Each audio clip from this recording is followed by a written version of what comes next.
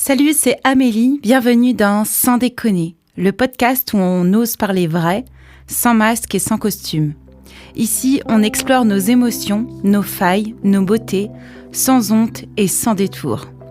Installe-toi comme t'es, aujourd'hui on va parler de la jalousie.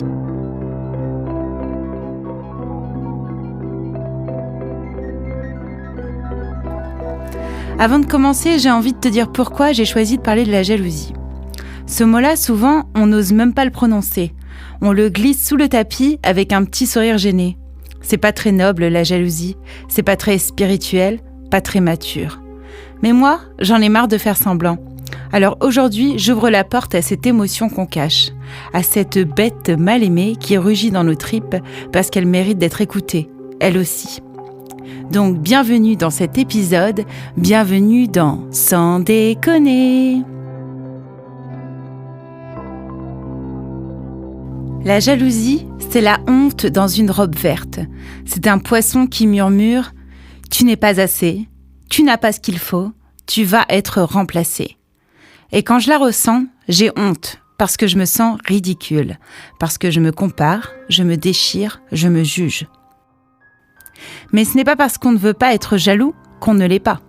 La jalousie, elle débarque sans prévenir, dans un regard, un message vu mais pas répondu, une attention offerte à une autre, un projet que tu n'as pas su mener, un corps que tu n'habites pas pareil. Et la jalousie, elle mord. Parfois, c'est pas une crise, c'est diffus. Une ambiance, un courant d'air, un fond de bruit. Je ne dis rien, mais à l'intérieur, ça serre. Je souris, mais mes dents grincent. Je fais comme si, mais je voudrais qu'on me dise « T'inquiète, tu comptes toujours ». Et ce n'est pas seulement en amour. La jalousie, elle vit dans les amitiés aussi, dans les familles, dans les fratries, dans les milieux militants, même dans les groupes de femmes sororité power. On fait genre qu'on est safe, mais on se compare, on jauge, on se sent de trop ou pas assez. Petite, j'avais peur qu'on aime mon frère plus que moi. Peur qu'on me trouve moins drôle, moins jolie, moins brillante. Et j'avais honte de cette peur, alors je faisais la gentille, la bienveillante, la compréhensive. Mais à l'intérieur, il y avait une bête. Une bête qui grattait, qui disait « Et moi, et moi, et moi !» Quand je ressens de la jalousie, c'est pas que je suis une mauvaise personne, c'est que j'ai un besoin non nourri, un manque, une douleur qui n'a pas été entendue. La jalousie, c'est un cri d'amour souvent, un cri d'insécurité. Elle dit « Je veux compter, je veux exister dans ton regard, je veux savoir que je suis irremplaçable. »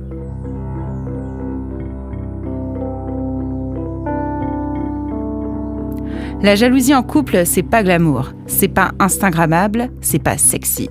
C'est l'attente devant un téléphone muet, c'est l'interprétation d'un sourire donné à une autre, c'est le film mental en 15 épisodes. Et c'est surtout la peur de perdre l'autre, peur d'être trahi, peur de n'avoir été qu'un passage. Alors, parfois on contrôle, d'autres interrogent, certains espionnent et deviennent ceux qu'ils détestent. Mais on apprend aussi à lui parler autrement. Moi, j'ai appris à lui parler à ma jalousie. Pas à la faire taire, pas à la nier, mais à l'écouter. Et je lui dis, je t'ai entendu, tu as peur, c'est ok. Tu veux être rassuré, c'est humain, mais tu ne vas pas conduire la voiture. Elle peut être là, sur le siège passager, mais c'est moi qui décide de la direction. Ce que je découvre grâce à elle, quand je prends le temps vraiment de l'écouter, c'est qu'elle me montre des endroits blessés, des lieux où je ne me sens pas légitime, des rêves que j'ai abandonnés, des versions de moi que je veux réconcilier. Parfois, elle me montre que j'ai envie, moi aussi. Envie de créer, envie d'être vue, envie d'être choisie. Alors je l'honore, je la remercie et je choisis de me remettre en mouvement, de ne pas rester figée dans le manque. Elle m'aide à dire ce que je n'osais pas. Par exemple, j'ai besoin que tu me dises que je suis importante. J'ai besoin de sentir que tu es là. J'ai besoin de temps pour me sentir en sécurité. Des phrases que j'aurais jamais dites avant, mais la jalousie les a fait remonter. Et quand c'est dit avec le cœur, pas avec l'accusation, alors ça rapproche. Je refuse que la jalousie me fasse rabaisser l'autre. Je refuse de devenir une version de moi-même qui abîme. Je veux pas qu'elle me coupe de la tendresse, de l'amitié. Alors je choisis de la transformer. Pas de la déguiser, pas de la jeter, mais de la transmuter. En mots, en danse, en lettres, en silence parfois. Et toi ? Tu l'as déjà ressenti ? T'as eu honte, t'as crié, t'as menti, t'as pleuré. Moi aussi parfois. Et je t'en veux pas, je te juge pas, je te serre la main parce qu'on est humain et que la jalousie ça fait partie de l'amour parfois, de l'attachement, de l'histoire et de la guérison. Voilà, merci d'être resté jusqu'au bout. Merci d'avoir traversé cette émotion inconfortable avec moi. Merci de ne pas avoir fui, parce qu'en vrai, la jalousie, elle veut juste être vue, elle aussi.